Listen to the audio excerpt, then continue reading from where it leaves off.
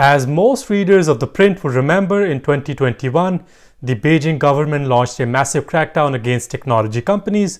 The aim of the crackdown was both political as well as a policy goal, which was to control the excesses of the internet companies, as well as target particular individuals such as Jack Ma, who had grown quite powerful within the Chinese society, and Xi saw them as a threat to his own authority.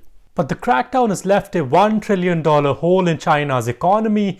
Yes, that's the amount of money which was lost due to the crackdown. The Chinese companies lost a collective of $1 trillion, and that's the estimate provided by The Economist.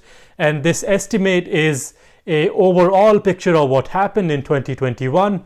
One particular company, that's the New Oriental, lost almost $876 million of its capitalization.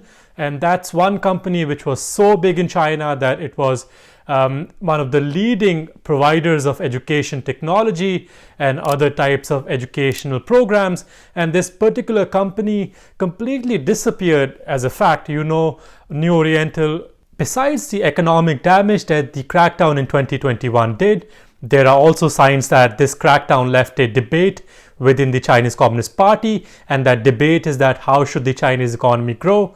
And this debate has created division within the party, and we know from some of the stories that have come out, especially the reporting by Wall Street Journal, which tells you that Xi Jinping and Li Keqiang, who is the premier, have had discussions about the direction of the economy, and this debate is ongoing. And we've seen some articles come out in People's Daily by some anonymous sources which argue that the economy should grow on its own and the crackdown should now come to an end.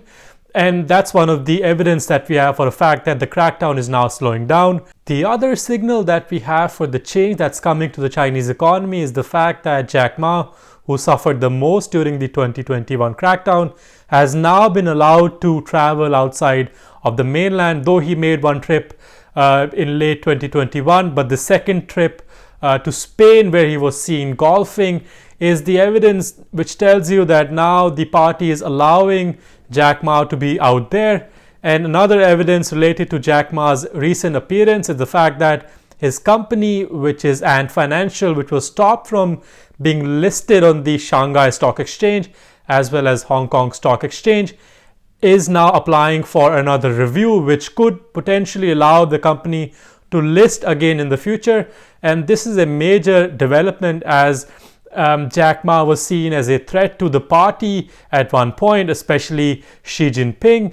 And if he's been given an opportunity to go out there, that means that now either there is some kind of challenge to Xi Jinping's authority, or he has come to a conclusion that he cannot have this kind of strong control. Despite these signals of easing of the economy and the crackdown on technology companies, there are other signs that the crackdown is now going into some other areas, including a particular company which is CNKI, which publishes academic data. This company is now being investigated for national security reasons. We don't know exactly what the charge is, but the fact that if the party is now investigating this particular organization, they are looking at more national security cases. And this means that the crackdown or the control of the way the party tries to manage the economy is now going to roll into other sectors. So it has not exactly come to an end, but we know that now China has to somehow kickstart the process of bringing the economy back. So there could be certain controls on which industries can be targeted, and that's what the entrepreneurs are watching out for. And we've seen that certain industries like semiconductors are getting more funding because that's the industry that Xi Jinping himself wants to promote, and it's directly tied to China's long-term growth as a technology hub. And so the experts who study the actions of the party, they are now trying to parse out the evidence for which sectors are going to be more safe to invest in. And that is why we've seen for a fact that the investments into China, into IPOs, has actually gone up by a lot, and China received more funding for the IPOs than the US. And this is another piece of evidence which tells you the party is trying to tweak its strategy.